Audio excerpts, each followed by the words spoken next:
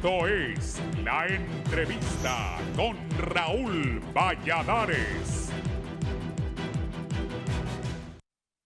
El pasado 8 de marzo, Honduras conmemoró el Día Internacional de la Mujer, fecha en que diversas organizaciones feministas plasmaron sus exigencias y malestar por la situación que enfrentan las mujeres en el país y señalan que su lucha por que se logre la igualdad de género y se reduzca la violencia marcada por los constantes feminicidios continúa. A pesar de que por primera vez en la historia de Honduras, importantes puestos en el aparato público están siendo dirigidos por mujeres, la demanda de justicia por las muertes violentas de mujeres y la impunidad de los casos que según diferentes organizaciones persiste, sigue siendo una deuda pendiente.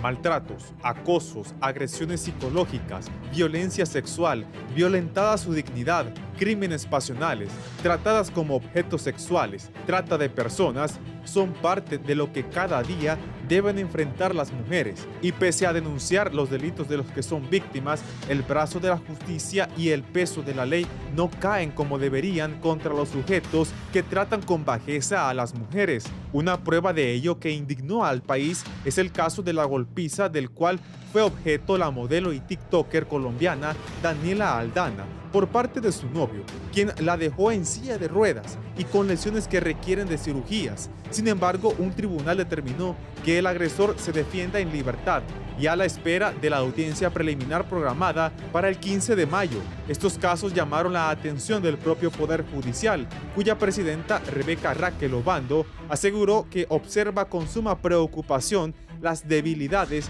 en la aplicación de justicia en casos de violencia contra las mujeres y niñas en decisiones jurisdiccionales. Este es reto urgente. Trabajaremos en impulsar medidas en favor de la tutela judicial efectiva para las mujeres que sufren violencia, sin contemplación ni tolerancia frente a las conductas nocivas que amenazan a la mujer.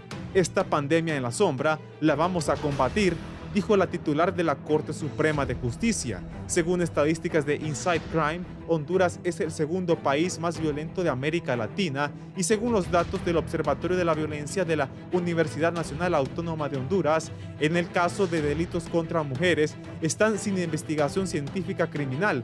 Difícilmente se van a poder resolver los crímenes y lo que hacen es que es estable un 95% de impunidad. Entre enero y marzo de 2023 se registraron 9 masacres en las que 12 mujeres perdieron la vida, por lo que feministas consideran que Honduras es un país de riesgo y de pocas oportunidades para las mujeres. No obstante, y tomando en cuenta el panorama adverso que enfrentan las mujeres en Honduras, su lucha y perseverancia las ha llevado a superar estos obstáculos y hacer valer sus derechos, elevando sus voces y en un solo sentir enfrentarse a las condiciones que impone lo que muchas defensoras consideran una sociedad en la que el machismo sigue prevaleciendo.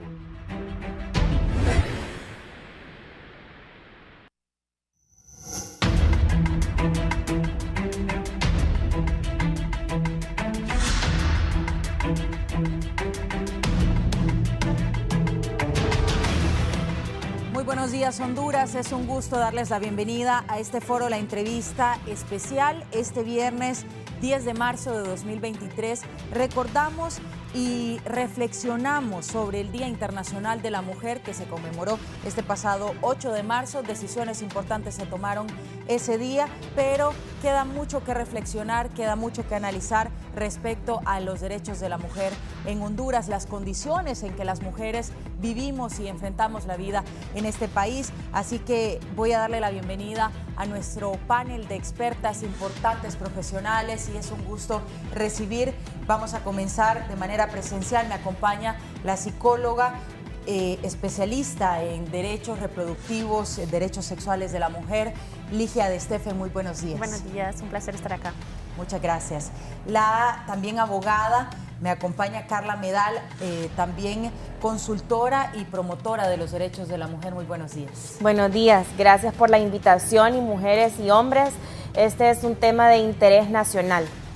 Me acompaña también vía Zoom la licenciada Dunia Orellana. Ella es periodista, especialista en género y LGTBIQ+. Me acompaña también en representación de International Women's Media Foundation, y también sus artículos importantes han sido publicados en medios internacionales como El Tiempo de Colombia, Univisión Noticias, Presentes, Anfibia en Argentina y otros medios internacionales de relevancia, así que son voces muy escuchadas a nivel internacional y también a nivel nacional. Queremos brindarles este espacio. Dunia, muy buenos días. Un gusto a todas estar presentes en este día. Gracias por la oportunidad. Muchas gracias. Me acompaña la abogada Vanessa Siliesar. Ella es profesional del derecho, especialista en violencia criminalística, y ella también es parte de diferentes organizaciones que defienden los derechos de la mujer. Ha formado parte de equipos de defensa de los derechos en la Ceiba y también analiza este tema de violencia de género a través de una especialización que tiene de la Universidad Complutense de Madrid. Muy buenos días, Vanessa Siliesar. Buenos días, compañeras, un placer acompañarles. De verdad que espero que sea de mucho provecho este espacio. Y esperemos que sí. Gracias también a quienes nos acompañan a través de las frecuencias de Radiovisión Honduras y a quienes nos ven desde el extranjero a través del www.canal11.hn. Vamos a dar inicio a estas reflexiones del Día Internacional de la Mujer. Digámoslo así, poniendo en contexto, ¿por qué se recuerda este 8 de marzo como el Día Internacional de la Mujer? Quisiera comenzar con Vanessa Siliesar con el análisis y luego vamos desglosando este amplio tema. Bueno, nuevamente, muchas gracias por el espacio. Hablar de esto es muy importante, puesto que es primordial que pongamos en contexto por qué conmemoramos el Día Internacional de la Mujer. No es un día de celebración, como ustedes ya lo han escuchado muchas veces. Ese día nosotras recordamos y tratamos de alguna manera poner el foco en lo que ha venido pasando por espacio de 100 años, ¿no? Este es el Día Internacional de la Mujer Trabajadora, con lo cual se hace un recorrido histórico a través de esos momentos en los que las mujeres empezaron a exigir y a demandar emancipación para poder salir a la calle, al espacio público, ganar un sustento equitativo e igualdades salariales con respecto a los varones.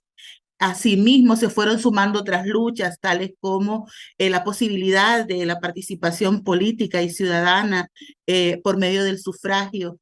Fue así como ese 8 de marzo ha venido siendo nutrido por diferentes momentos en el tiempo en los que mujeres de todas las culturas, de todos los países, empezaron a aprovechar la oportunidad para unirse y en colectivo denunciar y demandar sus derechos. Ninguno de los derechos que nos ha sido otorgado ha sido con las mujeres sentadas viendo televisión o cocinando. Hemos tomado el espacio público.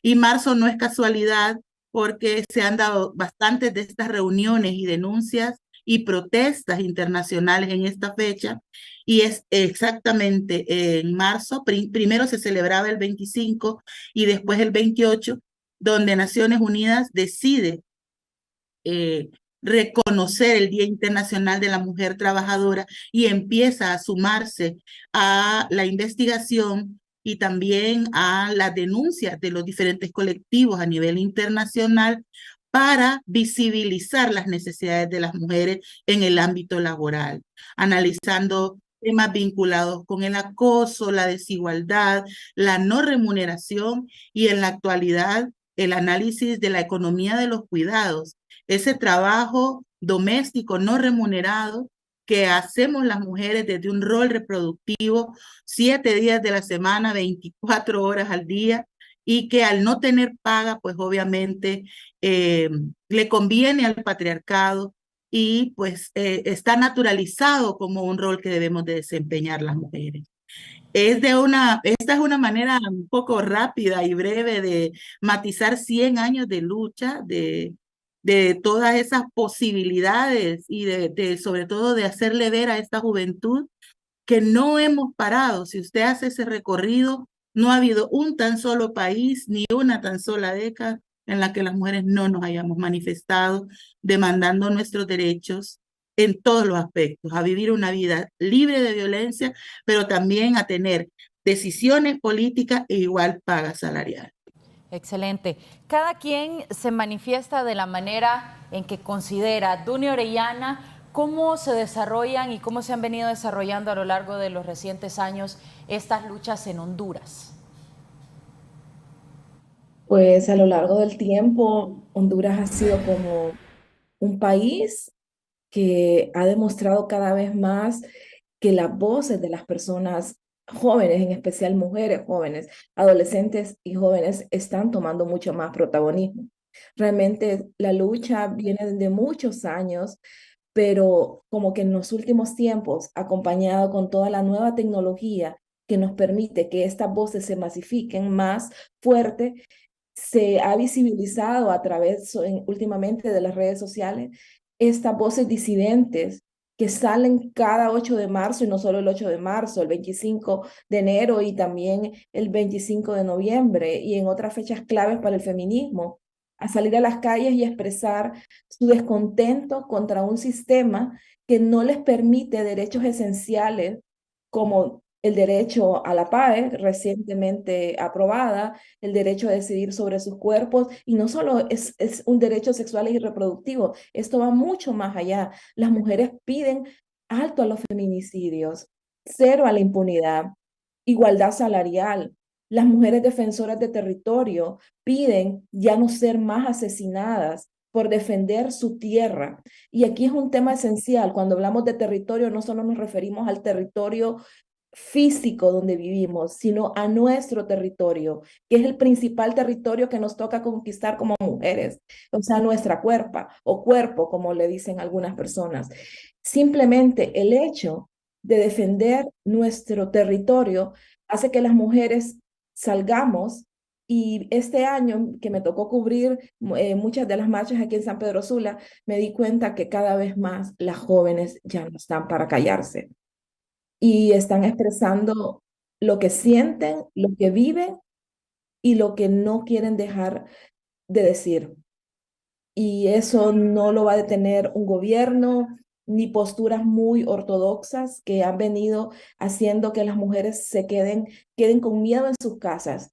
Y el movimiento feminista cada vez está más fuerte. Experiencias de Chile, Argentina, Brasil, Colombia, México hacen que cada vez más jóvenes se unan y se unan en colectividad en estas fechas tan especiales.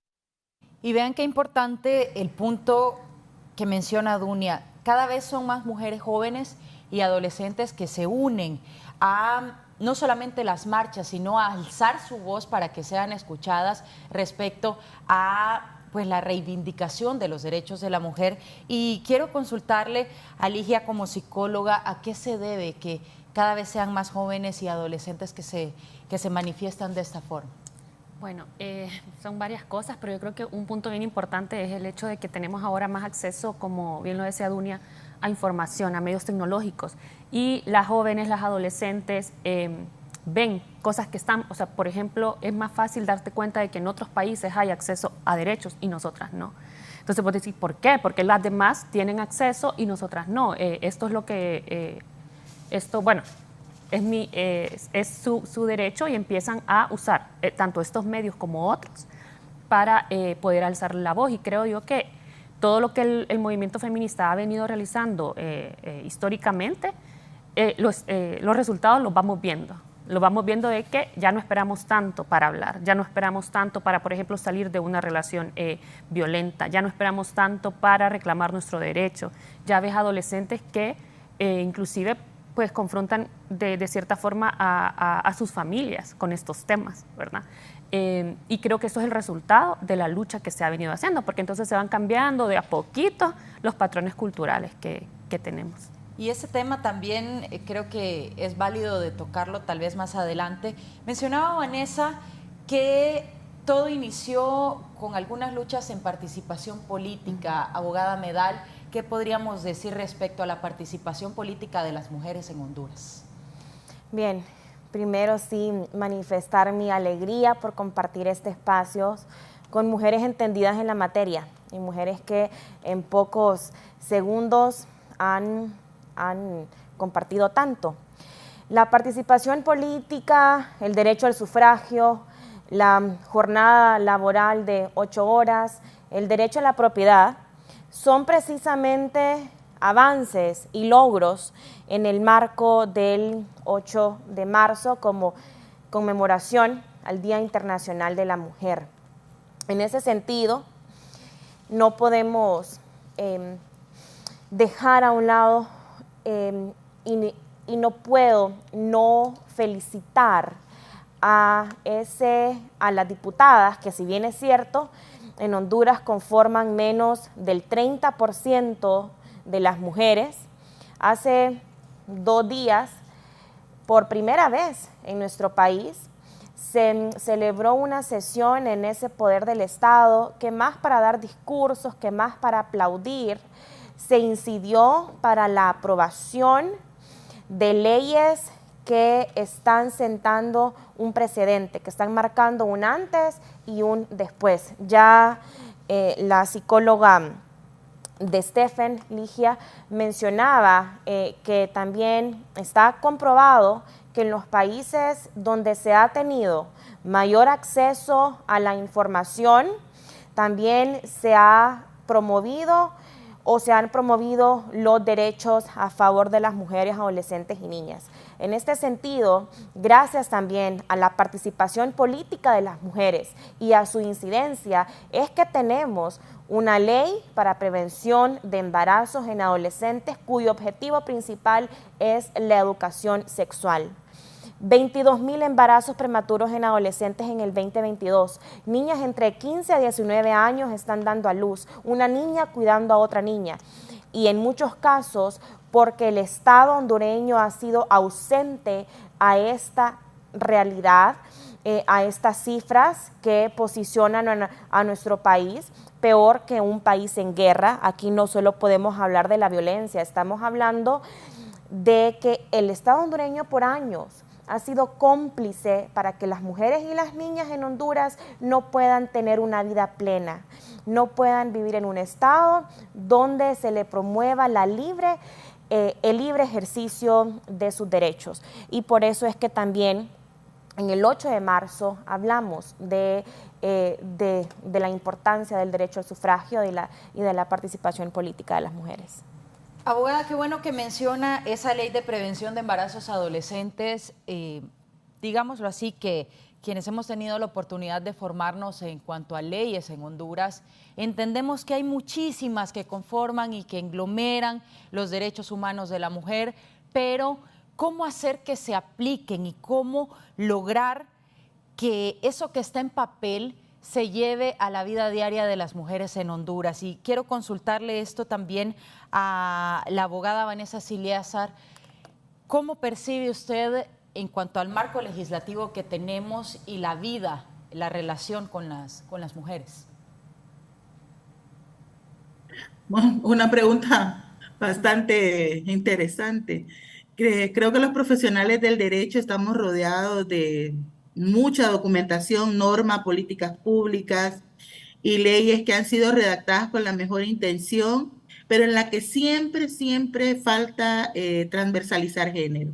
Sé que, por ejemplo, las compañeras podrán incluso profundizar más, pero desde que trabajo en este tema, prácticamente hace 25 años, desde dentro y desde fuera, ¿verdad? Como promotora de políticas públicas y como activista de derechos humanos, la lectura es siempre la misma. Tenemos normativa espectacular, sin embargo, sin asignarle un presupuesto, es imposible echarlos a andar. Sin que el Congreso haga una lectura de género, que es la que nosotras demandamos ahora desde el inicio, cuando se están pidiendo que se impulsen estas políticas, y cuando empiezan a borrar las colitas que son las que refrendan nuestros derechos humanos, sobre todo las necesidades de estas mujeres jóvenes de las que Ligia, Dunia y Carla han hablado. Entonces es ahí cuando priva la visión patriarcal, que lo único que quiere es cumplir con una política pública para sumar a su lista legislativa, sin tomar en cuenta que esta política va encaminada a impactar en el bien común. Entonces tenemos incluso en estos momentos ya legislación desactualizada que no responde a las necesidades, por ejemplo, para paliar el el fenómeno de la violencia que vivimos las mujeres, y lo pueden ver ustedes con temas como la ley de violencia doméstica, que se queda corta ya en pleno siglo XXI para lo que se pensó allá entre 1999 y el 2006, que fueron sus reformas. Y finalmente, nos falta todo un marco en temas de salud sexual reproductiva, porque estos derechos, ¿verdad? Los derechos, la plenitud del goce y el ejercicio de estos derechos está sumamente limitada en este país en pleno siglo XXI, al punto de que el 8 de marzo dejamos de ser el único país en el mundo que limitaba el uso, la distribución y la comercialización de la pastilla anticonceptiva de emergencia. Era algo inconcebible en aquel momento. Incluso Dunia y yo hace 16 años, de verdad, ¿te acordás, Dunia? Trabajamos con un proyectito pequeño para sensibilizar operadores de justicia, tratando de prevenir porque se decía que iba a suceder. Y lo hicieron. Hicieron algo terrible. Y la pregunta es, si encontráramos a todas esas niñas y mujeres adolescentes que fueron víctimas de abuso sexual del 2009 hasta la fecha y que no pudieron acceder a la pastilla anticonceptiva de emergencia, ¿cuántas acciones no podrían deducírsele al Estado hondureño? Dunia, su análisis sobre esa remembranza que hace 16 años en cuanto a la lucha y en cuanto a la sensibilización, o al menos tratar de sensibilizar respecto a esa píldora anticonceptiva de emergencia. Pues la píldora anticonceptiva nace, no es que no nace, ya existía, pero se comienza a utilizar dentro del protocolo de salud específicamente después del huracán Mitch.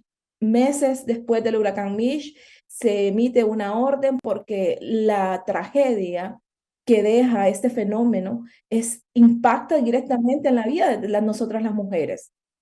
Y comenzaba a utilizarse y estaba dentro de los protocolos de la Secretaría de Salud, y se utilizaba de una manera, pero de repente viene el golpe de Estado y una de las principales acciones que realiza el régimen golpista es quitar la pastilla, la PAE o Plan B, como se le conoce popularmente, lo cual impacta directamente, porque es un golpe directo a los derechos humanos de las mujeres, en especial en un país donde niñas están siendo madres. Hay registros, de acuerdo a la demografía hondureña, que lo ha publicado el UNFA y otras organizaciones de sociedad civil que defienden los derechos de las mujeres, que demuestran que Honduras tiene la segunda tasa de natalidad de embarazos tempranos. Y esto es altamente fuerte. Una niña no puede ser madre, ni puede ser obligada a ser madre de manera forzada. Al investigar todo este tema, te das cuenta que la violencia no solo la ejerce directamente quien violenta a esta menor, sino también el Estado. El Estado también violenta a las mujeres desde el momento en que niñas están teniendo niños o niñas. Es triste esta realidad, y el tener el acceso, el logro, después de más de 13 años de lucha, que organizadas en el GPAE, por muchas organizaciones que han trabajado con un plan muy claro, un plan de incidencia. Son 13 años, más de 13 años. O sea, esto es histórico. Esto está al nivel de la sentencia de Vicky Hernández en la Corte Interamericana, que durante más de casi 13 años también luchó la organización Catrachas y la Human Rights Watch para lograr esta sentencia a favor de los derechos sexuales y reproductivos. A ese mismo nivel está el logro que GPAE ha hecho para las mujeres en este país. Ahora le consulto a la doctora Ligia de Stephen, ¿qué impacto tiene el hecho de que se haya nuevamente, digamos, legalizado el acceso a la píldora anticonceptiva de emergencia en relación a las niñas y adolescentes, pero también a las mujeres que son violentadas sexualmente? Sí, bueno, primero decir que estamos muy contentas porque en algún momento pensamos que nunca iba a llegar este día, ¿verdad?, de que se volviera a liberar la pastilla anticonceptiva de emergencia. Y es como mencionaban antes, un método anticonceptivo. O sea, es una de las grandes opciones que tenemos las mujeres y las niñas, ¿verdad? Para prevenir un embarazo. Entonces era algo que estaba faltando, ¿verdad? Algo que estaba faltando en un país donde hay índices de violencia sexual altísimos, y si revisamos las cifras, a las que más violan son a niñas entre 10 y 25 años, que no estaban pudiendo prevenir un embarazo porque no había información, no sabían dónde ir, no había un protocolo de atención, y si pedían una pastilla anticonceptiva de emergencia, pues no sabían dónde conseguirla, aunque pensemos que todo el mundo sabía. En las zonas más alejadas de las ciudades, la gente no sabe o no sabía cómo utilizarla. Y bueno, todavía hace falta ese trabajo de información. Entonces, realmente que nos abre unas posibilidades para que las mujeres puedan decidir también cuándo ser madres y si quieren serlo. Y en un contexto, como lo estaba mencionando, de violencia sexual, donde están expuestas un montón de niñas, porque todos estos embarazos, todos estos partos que se dan más de 70 al día en los hospitales públicos del país de niñas, son producto de violencia sexual, ¿verdad? Son producto de un familiar, en su mayoría de casos, que las ha violado. Y sabemos que la solución a la violencia sexual no es la PAE, pero sí es una medida para al menos prevenir que estas niñas sigan sufriendo una violencia sistemática después de una violencia sexual, pero también para que los jóvenes disfruten también de su sexualidad sin tantos miedos, sin tantos tabús, ¿verdad? Porque también fallan los métodos anticonceptivos. No hay ningún método anticonceptivo que sea 100% seguro, y yo creo que mucha gente puede contar historias de alguna vez que le falló el método, que teníamos miedo, y por qué el castigo a la sexualidad tiene que ser un hijo. Un hijo no debería ser un castigo, y a veces se ve así. Se ve como, bueno, tuviste relaciones, ahora te aguantás, le dicen. ¿Y cómo así que me voy a aguantar? No es una cosa pequeña. Tener un hijo es una decisión importante. Deberían ser deseados y deseadas todas en un contexto que le permita a una mujer, a una familia, ¿verdad? En la forma en la que queramos ser madres también, darle pues una crianza segura, no solo a nivel económico, sino también a nivel emocional. Entonces, una niña de 15 años, de 18 inclusive, que tiene un hijo, que no hay ni tan siquiera esa madurez emocional. Entonces, para mí es un símbolo de que las mujeres vamos a poder vamos a poder decidir un poco más, ¿no?, sobre nuestros cuerpos, y deja de estar tanto al control del Estado, ¿no? Porque esta prohibición hace que sea el Estado quien decida qué podemos hacer y qué no podemos hacer. Todavía falta mucho, y entre esa pregunta también que se mencionaba antes de se aprueba una ley, por ejemplo, se liberan las PAE, y ¿qué sigue? Tenemos que seguir, o sea, tenemos que darle seguimiento, porque así como presionamos un montón, ¿verdad?, como parte del grupo estratégico PAE, para que esto pasara, que no fue fácil, necesitamos ahora seguir para que entre el registro sanitario, para que las PAE estén en todos los centros de salud, para que sean accesibles, para que ningún proveedor de servicios de salud le niegue a una niña, a una mujer, la PAE por sus prejuicios. Hay muchísimo trabajo que hacer en cuanto a información también, a que la gente entienda qué significa tener acceso a esta píldora anticonceptiva de emergencia, tener acceso a derechos sexuales y reproductivos, que esperamos que en algún momento se llegue a dar y que se tenga pues libremente acceso a esto por parte de las mujeres. Y es trabajo también de los medios de comunicación prestar este tipo de espacios para que la gente realmente entienda qué es lo que está pasando y que no se desinforme tanto respecto a estos temas. Se habla mucho, abogada Medal, de una ley de educación después de que se aprobó pues la PAE. ¿Qué tan importante es para las niñas, para las adolescentes tener acceso a esta información en las escuelas y que también a través de los maestros llegue de la manera adecuada? Efectivamente, está demostrado que las sociedades avanzan en la medida en la que sus legislaciones avanzan. Cuando se habla de sexualidad, también se malinterpreta con la genitalidad. Y lo cierto es que, hagámonos la pregunta, y estos espacios sirven mucho para que desde casa también podamos reflexionar, podamos entender por qué estar a favor, por qué en contra, con argumentos sólidos. En el 2021 en nuestro país, cada 3 horas se estaba presentando una denuncia por abuso sexual, de las cuales 548 fueron presentadas por niñas entre las edades de 10 y 19 años. Cuando hablamos de abuso sexual, también está comprobado, si bien es cierto, todavía no con algunos o algunas cifras específicas, que las niñas están siendo abusadas por hombres que están ejerciendo poder o que están en una posición superior de poder. Y este es un tema controversial, pero para nadie es secreto que en el mismo Congreso Nacional hay abuso sexual, hay chantaje, que en las mismas secretarías de Estado por años ha habido chantaje, abuso sexual, acoso en sus diferentes ámbitos. Y esas cifras, esta realidad, nos dice que no hemos estado haciendo las cosas bien, que las autoridades, en su mayoría hombres, han estado ausentes y se han estado aprovechando de su poder para abusar a las mujeres y las niñas. En el 8 de marzo también se reconoce como y para contestar a la pregunta, el acceso a la educación, el derecho a la educación, y que sea una educación integral atendiendo a nuestras realidades.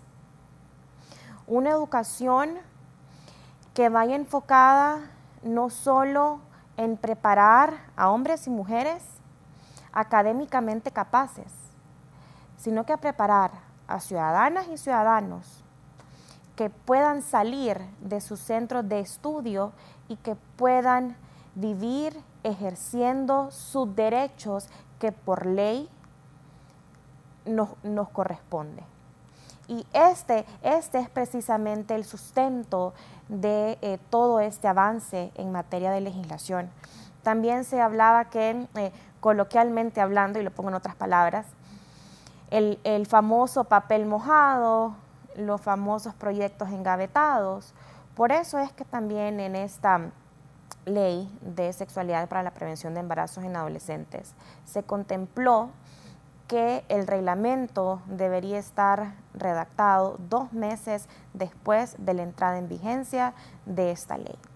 La Secretaría de Educación, atendiendo a estas cifras alarmantes, ya estaba en proceso de implementar un protocolo o una medida atendiendo a la educación sexual que es necesaria por lo que ya hemos conversado. Y entonces esta ley viene a dar este marco jurídico bajo el cual la Secretaría de Educación deberá emitir su reglamento. Fíjense que respecto a esta ley, ayer casualmente en 11 Noticias Estelar presentábamos las 2 caras del asunto, porque hay quienes están a favor de que qué bueno que se capacite a los jóvenes, a las niñas en las escuelas y que se les enseñe, al menos en términos generales, sobre violencia sexual, sobre el acceso a métodos anticonceptivos, etcétera. Pero también está la otra parte. En el caso del exdiputado y también político Mauricio Villeda, él decía que este proyecto de ley de prevención del embarazo en adolescentes es inconstitucional porque, entre otros aspectos, al ser obligatorio, violenta el derecho de los padres a escoger la educación que ha de impartirse a sus hijos menores, dice él, y decía él a través de Twitter. Y quiero consultarle a Vanessa Siliesar qué opina de ese punto de vista de este abogado respecto a ese tema de la formación en las escuelas. Bueno, creo que el miedo que tienen muchos sectores conservadores se proyecta de una manera inconcebible, ¿verdad? Los abogados y abogadas sabemos muy bien que sobre cualquier derecho priva el derecho a la educación, y este es transversal e integral. Y recordemos de que hay ciertos sectores que hablan desde su condición de clase, pues son un sector privilegiado que no toca la vida de la gente que está ahí en el agro, en el área rural, de las mujeres y los jóvenes que necesitan información a diario. Y este tipo de personajes que están en contra de todo lo que tenga que ver con la educación sexual integral. A ver, estamos hablando de educación sexual integral, que es los mínimos de la currícula básica educativa que tienen escuelas y colegios a nivel mundial, pero que no tiene Honduras en pleno siglo XXI.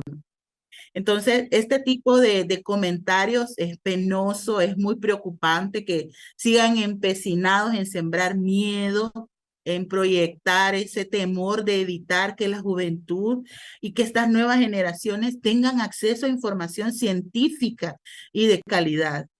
Los derechos humanos de la juventud y de las mujeres en este país han estado secuestrados en manos de personajes políticos que toman decisiones que distan mucho de las respuestas que necesitamos. Y hay una cuestión que es muy importante y yo quisiera recalcarla, y es que la Constitución de la República, el único artículo en el que se habla de laicidad sobre el estamento y las relaciones jurídicas, es el artículo que reconoce que la educación en este país debe y tiene que ser laica.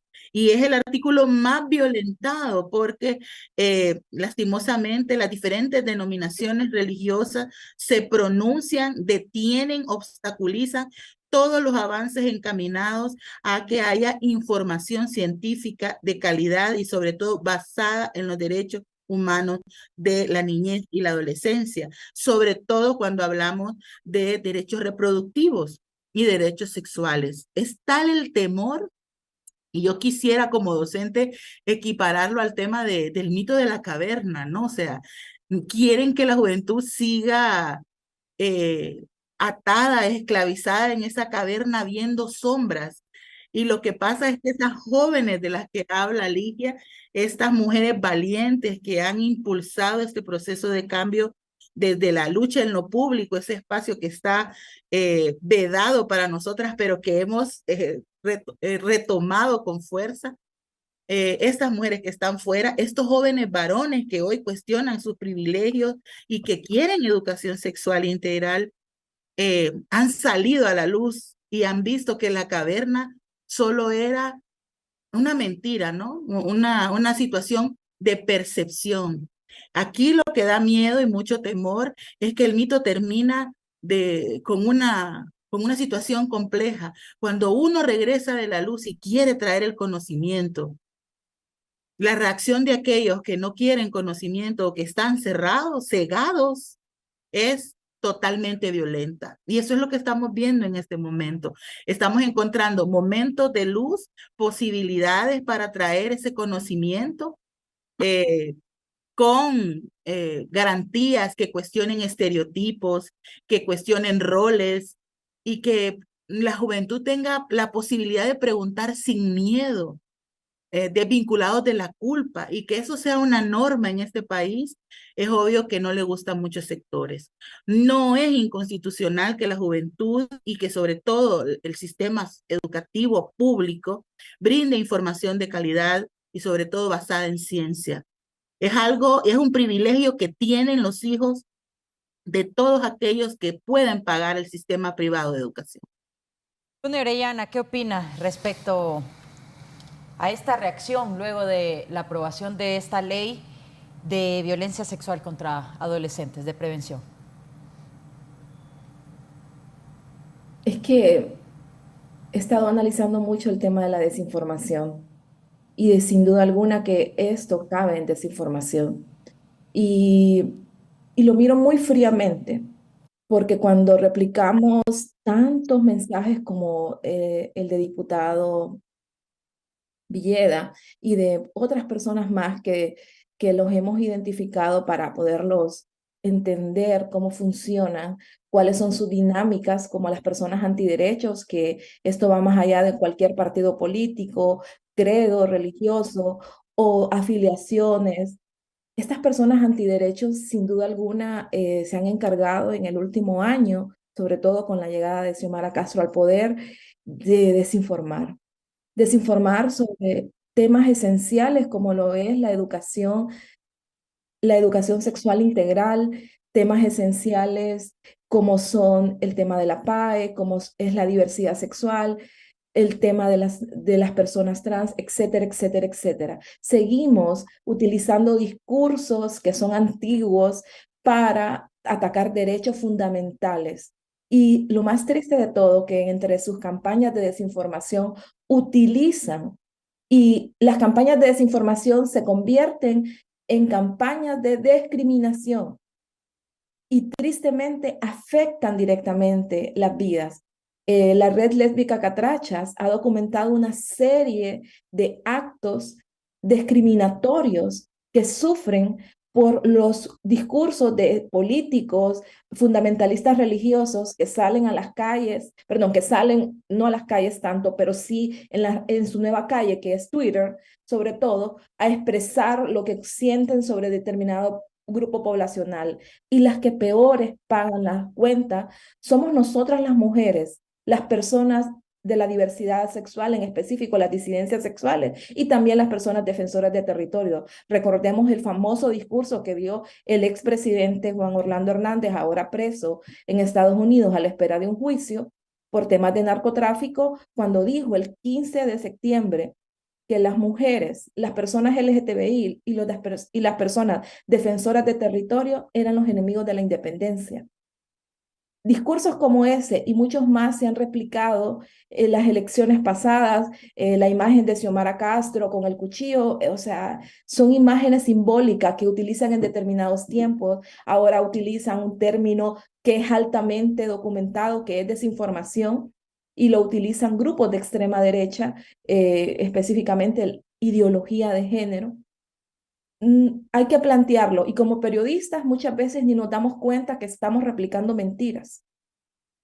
Y es importante que tomemos conciencia del poder que tiene la comunicación. La comunicación hay que escuchar a todas las partes, pero si el derecho a la libertad de expresión es fundamental, pero cuando violenta a las personas, cuando hay límites, la libertad de expresión tiene límites, y cuando violentamos otros derechos, es mejor no darle voz a personas que sigan replicando mentiras y desinformando. ¿Qué opina respecto a esta posición y pues a las diferentes posturas que existen alrededor de este tema que para muchos es polémico, para otros representa los derechos de una mujer y de una niña y que pues al final cada quien tiene su opinión respecto al tema? Por supuesto, no podemos estar en contra de implementar medidas drásticas y necesarias para reducir las alarmantes cifras que ya hemos mencionado.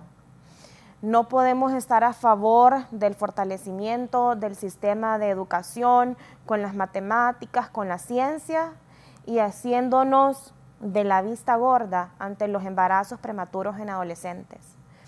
Precisamente por esa responsabilidad que hemos entendido y por la responsabilidad del Congreso Nacional mismo, es que se ha creado este marco jurídico de manera que se pueda institucionalizar la educación sexual en la currícula escolar y que no se enseñe lo que el maestro o la maestra crea conveniente, sino que se conformen todos esos espacios multisectoriales, interinstitucionales, para poder construir una currícula que atienda a nuestras realidades. Yo sí también hago mías las palabras de la abogada Ciliézar, y es que a veces se vuelve bien fácil criticar desde la comodidad. A veces se vuelve bien fácil exigir desde un espacio privilegiado. La brecha de desigualdad económica y social en Honduras es real. Somos un país pobre. Alrededor del 70% de la población en Honduras es pobre, y en ese sentido, la responsabilidad nuestra que hemos tenido acceso a educación que hemos podido formarnos para tener una capacidad analítica que permita tomar decisiones saludables sobre nuestra sexualidad y nuestro cuerpo. Ahora también proporcionar todas estas herramientas a nuestros jóvenes que por su condición de pobreza, que por su estatus económico no la han tenido. Y repito, vámonos a las cifras. No es casualidad que los países más industrializados sean los que presentan menos embarazos prematuros en adolescentes. No es casualidad que los países más avanzados son los que actualmente tienen una legislación más avanzada. Y también hay que quitarnos ese mito que los cambios vienen antes de las leyes. No, también está comprobado que para poder promover todos esos cambios culturales tenemos que echar mano de la legislación. Este es el sistema democrático nuestro. La Constitución de la República ya establece cuáles son las funciones de cada uno de los poderes del Estado. Y la función y la atribución constitucional del primer poder del Estado, llamado Congreso Nacional, es crear leyes. Y el derecho a la educación es un derecho reconocido por la legislación interna en Honduras y también es un derecho reconocido voluntariamente por el Estado hondureño mediante la suscripción de tratados internacionales. Y en eso también recordar Honduras que tenemos la enorme deuda de ratificar el protocolo facultativo de la CEDAW. Esto no es una lucha antojadiza, esto no es una lucha para influenciar. Aquí estamos analizando, estamos partiendo de la realidad y con esto se quiere también atender, repito, estas realidades alarmantes de personas que no están viviendo en espacios privilegiados como los nuestros.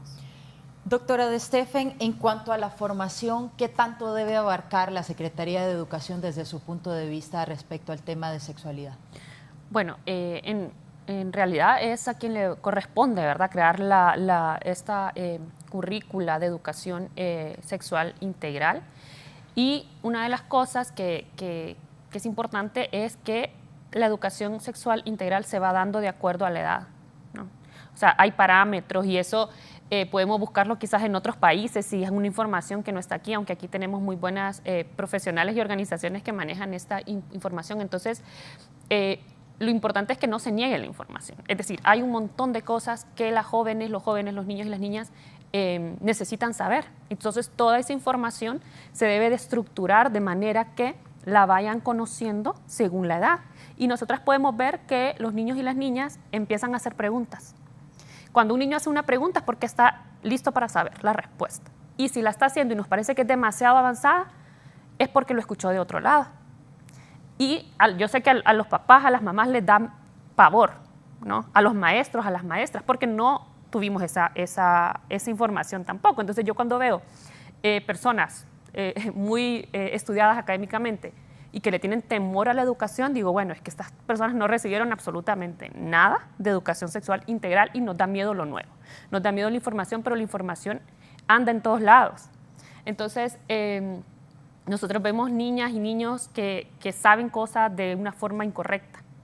Entonces, la idea es que esa información se estructure para que ellos la tengan de fuentes que sean confiables, que la forma de transmitir la información también sea sensible, ¿verdad? No esas cosas tan abruptas que a veces ven en las redes sociales, en el TikTok, en todo, ¿verdad? En todos o que lo escuchan del vecino.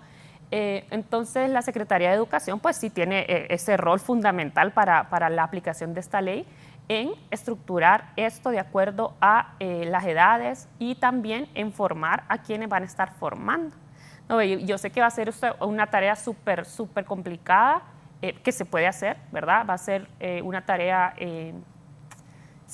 complicada porque tenemos maestros y maestras que no tienen educación sexual integral y peor aún, que tienen prejuicios. Esto es lo más delicado, porque una puede ser que no sepa muchas cosas y las aprende si tiene el interés en aprenderlas y la apertura. El problema es que se cierren a no querer brindar esta información.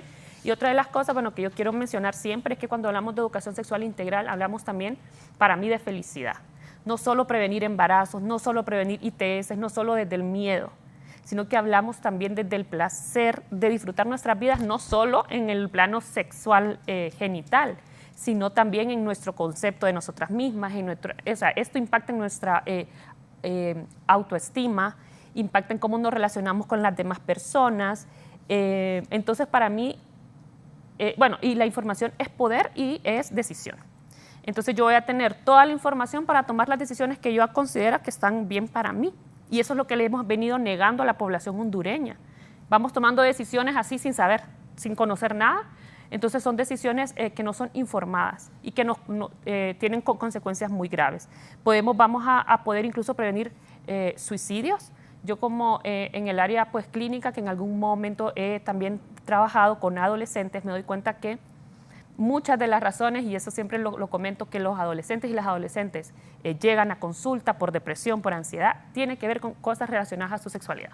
De repente, es que no me gustan las niñas, me dice un niño, me gustan los niños, y esto lo tiene mal. O una niña, es que no sé si tener sexo o no, esto la tiene mal.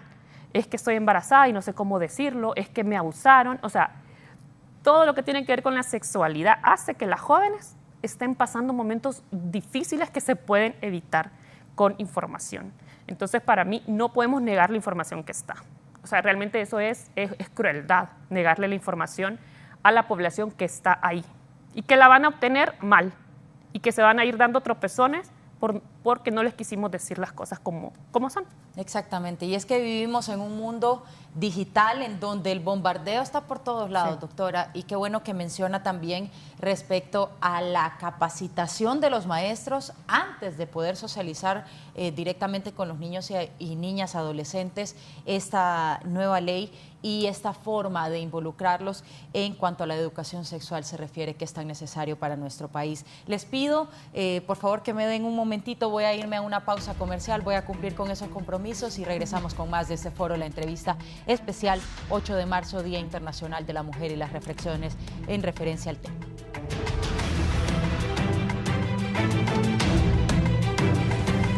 Ya volvemos con más de la entrevista con Raúl Valladares. Continuamos con más de la entrevista con Raúl Valladares.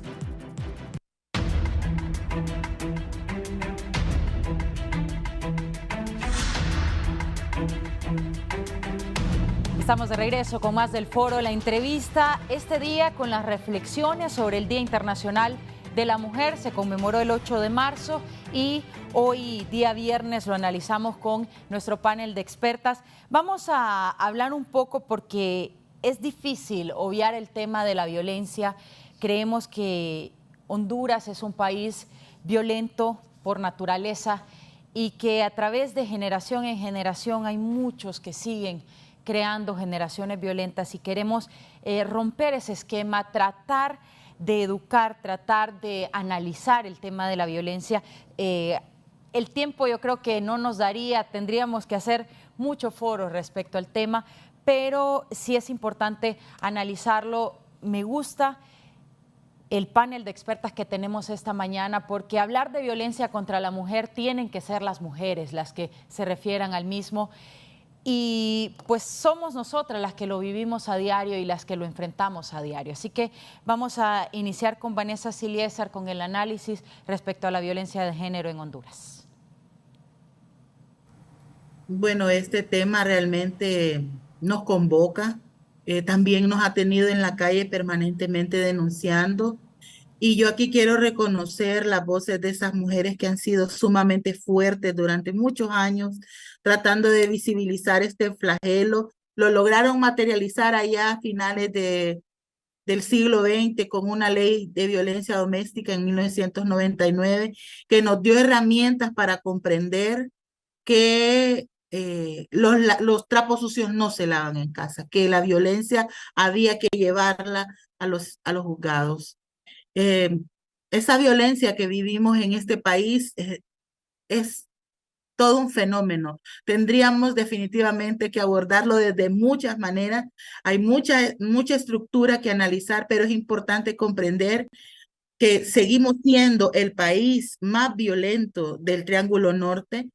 Por ejemplo, ayer, el 8 de marzo, nos decía el equipo del Observatorio Nacional de la Violencia, con 78 muertes violentas de mujeres, Honduras sigue repuntando en las cifras. Tenemos más muertes violentas que Perú y que Bolivia con respecto a la población que tiene. Lo otro es que el tema de negarle a las mujeres anticoncepción de emergencia y el aborto en 3 causales es violencia, y es violencia estructural desde el Estado.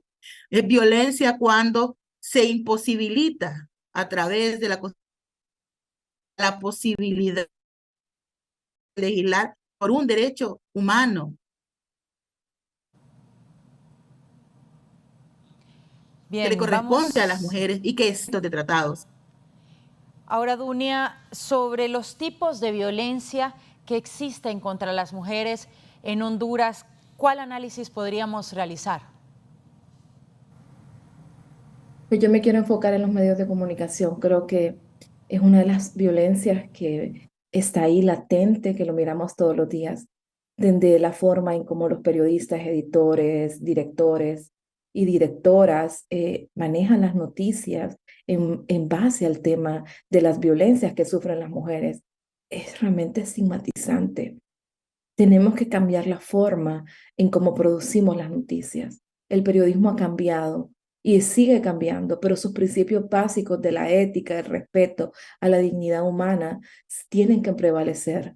En Honduras se vive una cultura de la pornomiseria cuando se cubren temas de violencias y en especial de mujeres.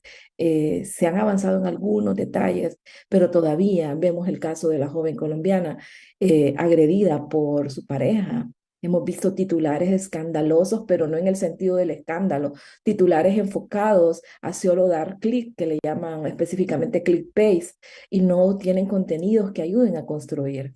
Si los medios tenemos que llamarnos a la reflexión, ¿qué tipo de cómo contribuimos? Porque muchas veces solo se le pide al Estado, se le pide a las organizaciones y a las mismas mujeres, no salga, no se detenga. Pero ¿qué pasa si está mirando una cultura de violencia?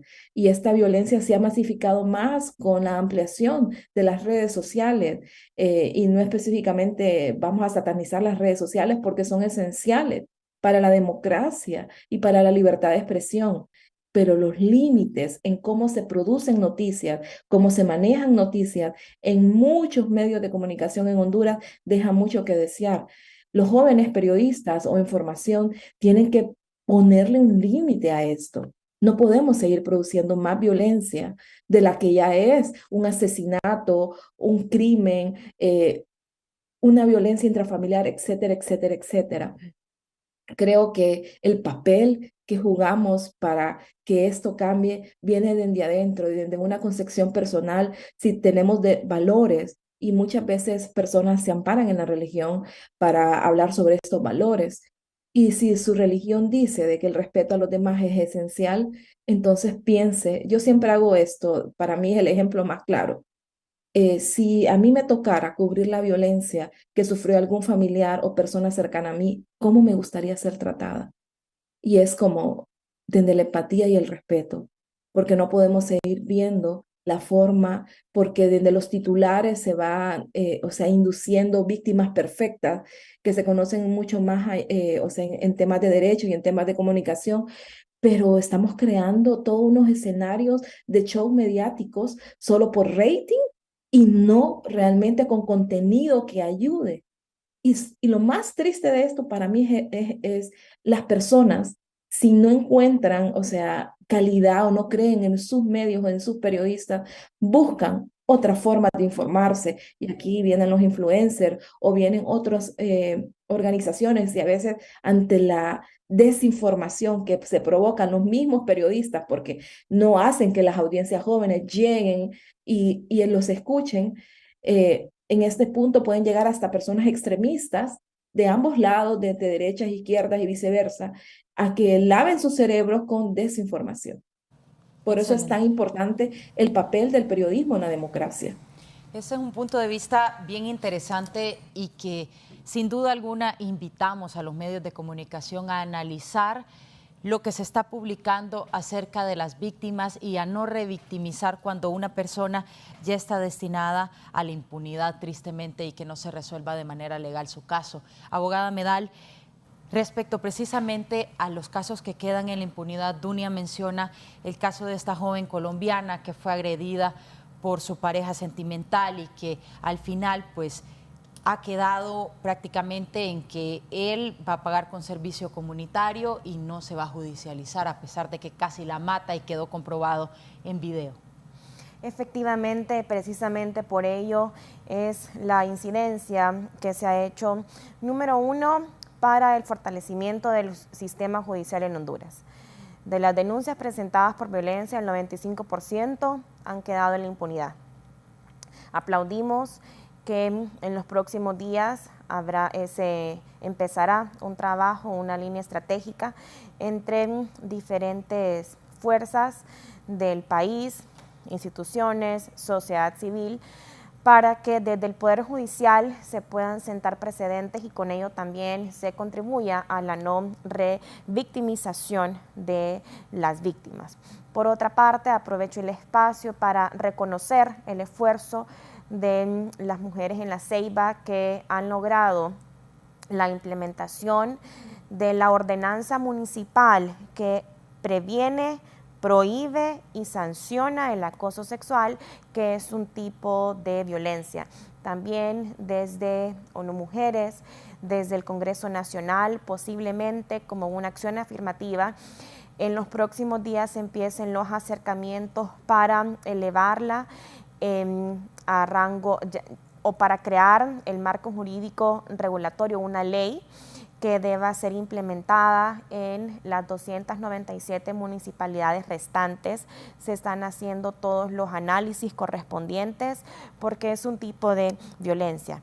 Cuando hablamos de femicidios, este es el máximo esplendor de la violencia, pero no solo podemos concentrarnos en qué hacer desde el Poder Judicial, que sin duda es una labor importante, pero ¿cómo estamos previniendo esta violencia?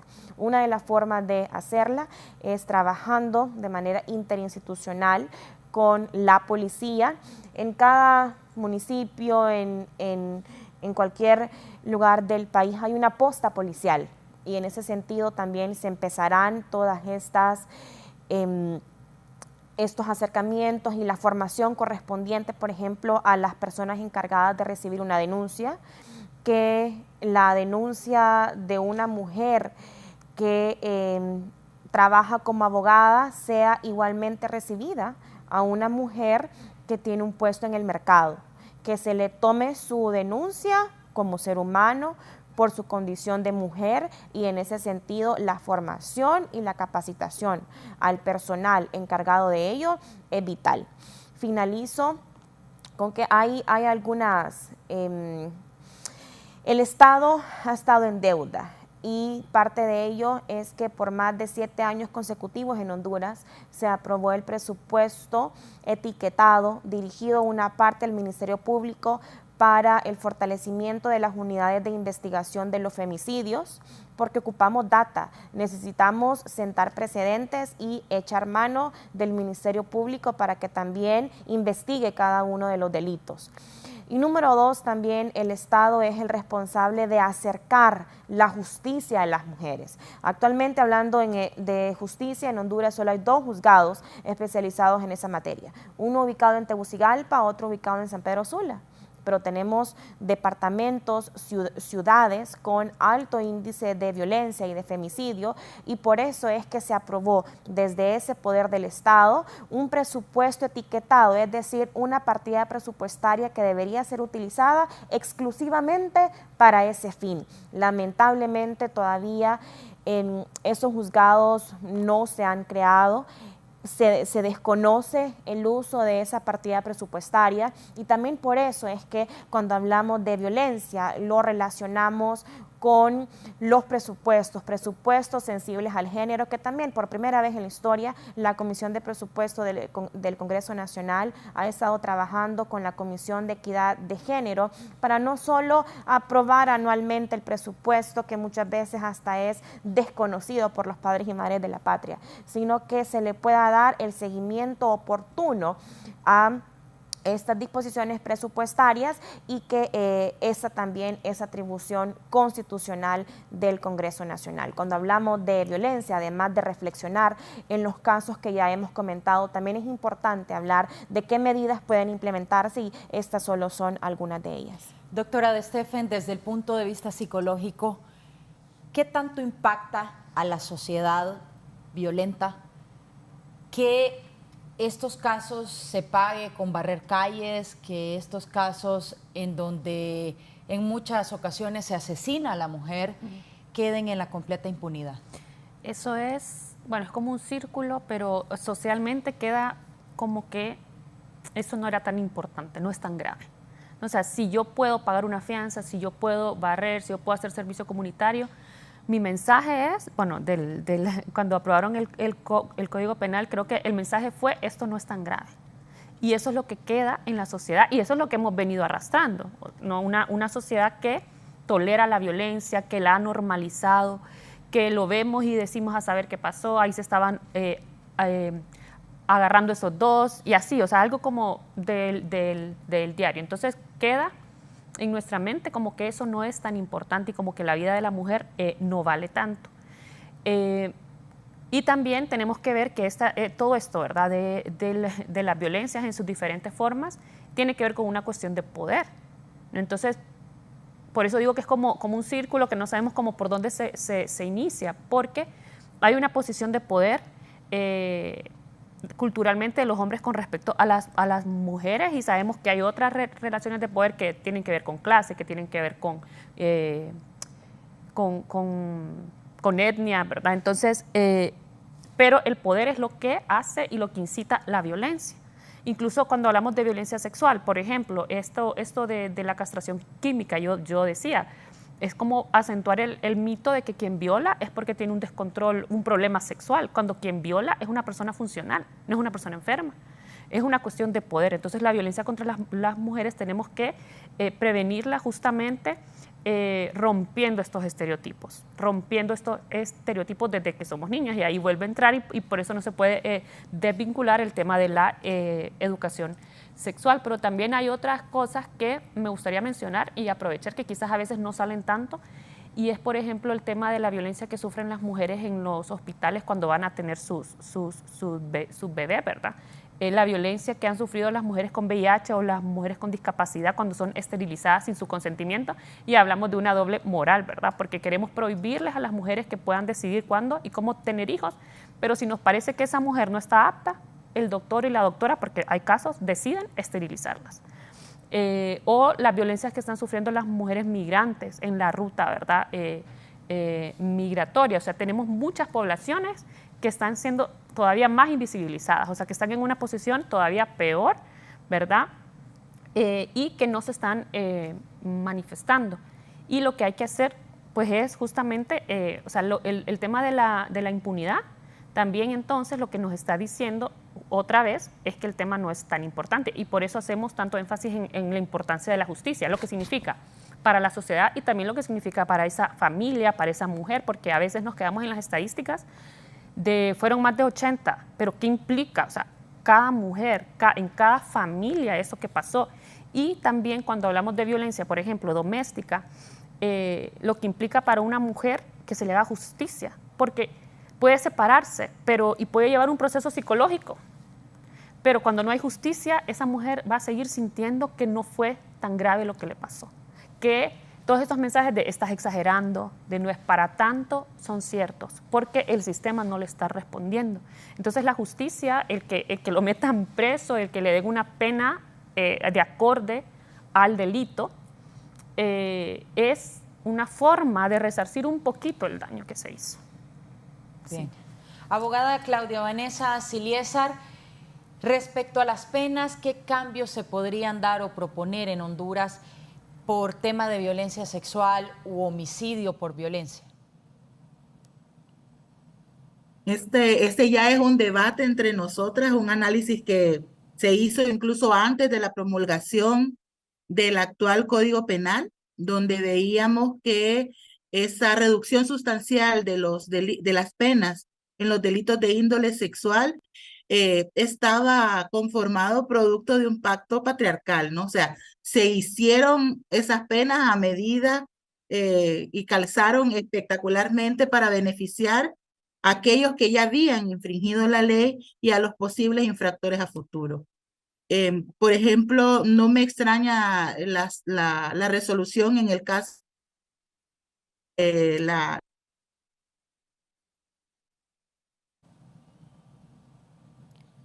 Bien, vamos a irnos a una breve pausa comercial. Al regresar vamos a darle la palabra a la abogada Siliesar. Ustedes quédense con nosotros y también quédense a través de las frecuencias de Radiovisión Honduras y en el www.canal11.h.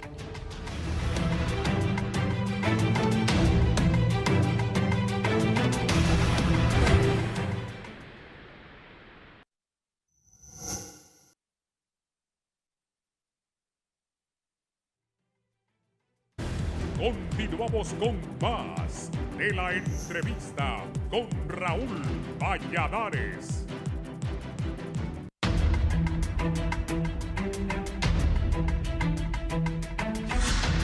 Gracias por continuar con nosotros. Hoy reflexionamos este Día Internacional de la Mujer, cómo funciona en Honduras la relación entre la mujer, la violencia, la sexualidad y todos estos temas que ojalá hubiera más espacios para poder abarcarlos todos. Abogada Siliesar nos contaba sobre las penas y la forma en que debería reformarse esta ley penal para poder hacer justicia en contra de los diferentes tipos de violencia contra la mujer. Sí, quiero disculparme puesto que mi señal es un poco débil. Sin embargo, espero poder terminar de explicar este proceso porque es sumamente importante. El Código Penal actual, irónicamente, no está hecho a la medida de las mujeres. Lo hemos denunciado, incluso pusimos en grandes procesos de campaña el hecho de que ese no era nuestro código, puesto que la reducción sustancial de las penas en delitos de índole sexual iba a tener consecuencias terribles para las niñas, las mujeres y las adolescentes en este país. Y lo estamos viendo cuando, por ejemplo, los jueces recalifican el delito y lo reducen a una falta, por ejemplo. Eso es, las consecuencias son fatales para las mujeres porque lo que decía Ligia, no se sienten reivindicadas, no sienten que hay acceso a la justicia. Imagínese usted lo que antes era el delito de violencia intrafamiliar, que ahora es el de maltrato familiar. Antes tenía una pena de 2 a 4 años y hoy tiene una pena de 6 meses a 1 año. ¿Qué implica esto? Que la persecución penal se va a suspender, puesto que la pena es pírrica y con mutarla basta. ¿Qué significa esto? Que jueces y fiscales están de manos atados cuando la norma es tan débil al momento de reconocer un delito como este. Incluso nosotras que trabajamos con menores víctimas de abuso sexual, porque estamos trabajando el tema de la sexualidad de forma integral, nos encontramos con figuras como el estupro, que es un delito que es de lo más común y naturalizado, lastimosamente, entre adultos y menores, incluso en escuelas y colegios. Este delito fue totalmente erradicado prácticamente porque antes tenía una pena de 3 a 6 años y hoy es de 6 meses a 1 año. O sea, que un adulto tenga sexo consensuado con una menor de 16 años es algo que se puede negociar, algo que no tiene valor. Y nuevamente el mensaje hacia el cuerpo y la vida de las mujeres es que independientemente de lo que nos pase, los pactos patriarcales van a estar ahí velando para cuidar al agresor, para evitar que éste cumpla penas y por lo tanto enviar un mensaje sancionador a aquellos que violentan nuestra vida. Ese código debe de ser revisado. Hace muy pocos días, en el marco de también del 8 de marzo, escuchamos a algunas diputadas que están vinculadas a la unidad de género del Congreso Nacional, en especial a la abogada Silvia Ayala, manifestar que ya están en este proceso de revisión, situación que aplaudimos y que vamos a acompañar, puesto que fuimos pioneras al momento de presentar sendos informes y resúmenes de cómo evitar que esas penas permanecieran al momento de la promulgación del Código Penal. Sin embargo, no lo pudimos evitar. Es ahí el por qué el femicidio en Honduras aumenta, la hazaña con la que se asesina a las mujeres y el mensaje que mandan estos agresores es simple y sencillamente que en este país no se puede acceder a la justicia cuando somos mujeres.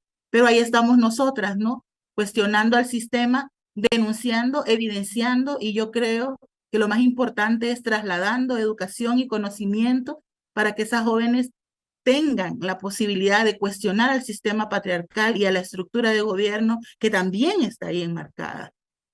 Finalmente, pero para mí lo más importante es visibilizar que esta lucha continúa, que vamos a necesitar presupuestos sensibles al género, que con ser mujer no basta, que necesitamos seguir formando a más mujeres para que se inserten en este espacio político de reivindicación desde un enfoque feminista y derechos humanos, y que lo vamos alcanzando. Yo creo que soy la mayor de estas 3 mujeres potentes y a mí me emociona mucho ver esta agencia, esta competencia, esta capacidad instalada de esta juventud, de esta nueva ola. Gracias, Vanessa Siliesar. Quiero agradecerle a Vanessa por su participación en este foro. Voy a irme despidiendo de cada una de ustedes, pero otorgándoles también un espacio para sus conclusiones y sus últimas reflexiones sobre el tema. Adunia Orellana. Muchas gracias por este espacio, sin duda alguna.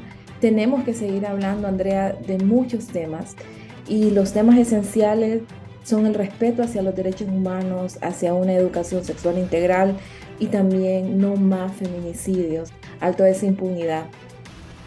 Es esencial que los medios de comunicación, periodistas, nos sensibilicemos y comencemos a buscar nuevas formas de hacer noticias y narrar las historias. No podemos seguir haciendo lo mismo de antes, porque el mundo ha cambiado y también eso necesita la población hondureña. Necesita ver en sus noticias, en sus periodistas favoritos y favoritas, mirarse reflejado de una manera más de construcción como sociedad. Porque el periodismo y la comunicación son esenciales para este país. Gracias por todo. Muchas gracias, Adunia Orellana. También la doctora Ligia de Steph en su conclusión sobre el tema y un mensaje final para la gente que nos ve. Bueno, estoy muy contenta de haber podido compartir con ustedes y gracias por este espacio. Es súper importante que podamos seguir hablando del tema. Hay muchas cosas todavía pendientes, hay muchas deudas para las mujeres y como vimos, yo vuelvo a repetir, ¿verdad?, que irse a la calle es la única forma en la que se han logrado conquistar los derechos de las mujeres. Si nos quedamos esperando a la voluntad política, entre tantos problemas que tenemos, nos van a poner en la lista de últimas. Y a la gente pues que igual nos ve, que quizás no es activista, que quizás a veces pues no está tan vinculada a estos temas, todas tenemos algo que hacer, todas podemos hacer algo para prevenir la violencia, desde no repetir el chiste machista, desde no compartir ese meme que insulta a las mujeres, que parece gracioso, pero que al final va fomentando odio y llega a la persona que sí es capaz de matar a una mujer.